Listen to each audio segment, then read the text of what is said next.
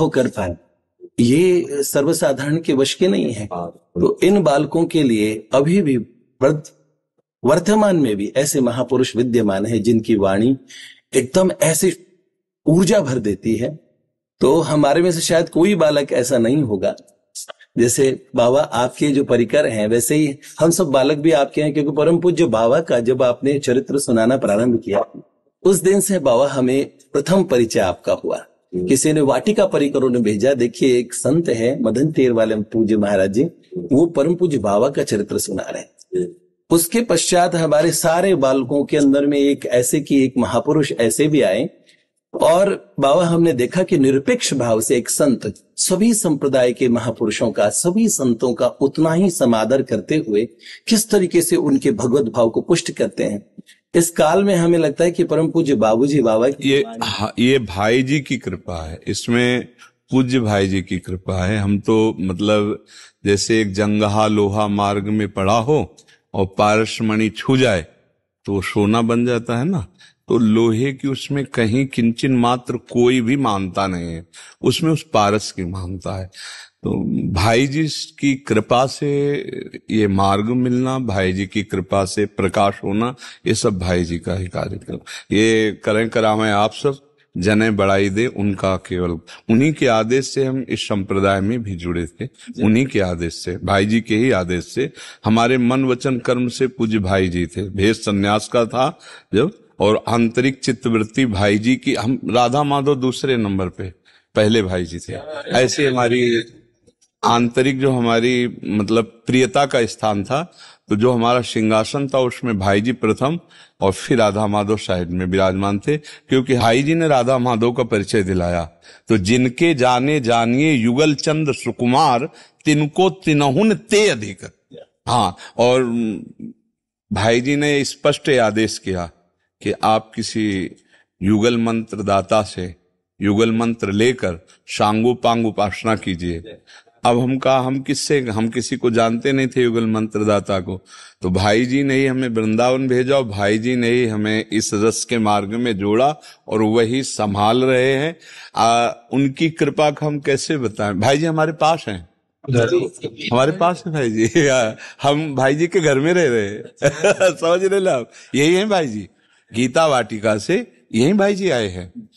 पंडित गया प्रसाद जी ने देखा पालकी में भाई जी हैं, किशोरी स्वरूप, और सखियां आसपास लिए हुए, कहाँ है, वृंदावन में तो है ना। तो हमको अपने समीप बुला लिया, और ये इतने करुणामय हैं कि हम आपको बता रहे हैं कि थोड़ा भी कोई भाई जी से जुड़ जाए अब भी, तो राधा माधव उसको अपना मान ही लेते हैं। बस ये भाई जी की आन है, भाई जी के संबंध की आनी है कि अगर उनसे थोड़ा, उनकी कलम लाखों को भगवत प्राप्ति करा चुकी है और लाखों को कराती रहेगी। उनके एक शब्द को अगर कोई पकड़ ले तो परमार्थ की ऊंचाई पे चढ़ाने में देर नहीं लगेगा। तो भाई जी का ही चमत्कार है कि जो ये और ये सब भाई जी का ही चमत्कार है, उसमें कोई अंतर नहीं है। हम एक ही पावर से संचालित हो रहे हैं, हम एक ही पावर से संचालित हो रहे हैं। हाँ, ये जरूर है कि अलग अलग भेष अलग अलग दिखाई देता, उद्देश्य दोनों का एक ही है। राधा माधव प्राण धन ये भाई जी के दिए हुए हैं। तो हर समय हमारी चित्त वृत्ति आराध्य देव के चिंतन में लगी रहे, ये सब जीवन का सार पाया है। उठते बैठते चलते फिरते बस हमारी चित्रवृत्ति प्रिया प्रीतम में बनी रहे। उनके नाम का स्मरण, उनके रूप तो समा जाता है नेत्रों में, मतलब ऐसा रूप समा जाता है कि ना ध्यान धरना पड़ता है और ना कोई प्रयास करना पड़ता है। ये रक्षों की कृपा से, गुरुजनों की कृपा से, पी मूरत नयनन बसे तेहि रस रहे समाये, वो आके बस जाते। बड़े रिजवार हैं, बड़े रिजवार हैं, बड़े उदार हैं, बड़े कृपालु हैं। बस शर्त एक है इनकी, आज भी सत्संग में कह रहे थे कि अनन्यता की मांग है इनकी। अन्य इनको अच्छा नहीं लगता, अन्य भाव अन्य आश्रय इनको अच्छा नहीं लगता। और अनन्य हो जाइए तो तुम कैसे भी हो, घोर विषयी भी हो तो बहुत जल्दी आप प्रेमी बन जाओगे। विषयी को प्रेमी बनने में देर नहीं लगता, क्योंकि वो क्षुद्र विषयों में जब आसक्त है और महारस का किनका मिल जाएगा तो उसके चित्त की क्या दशा होगी। ये उदार दाता है।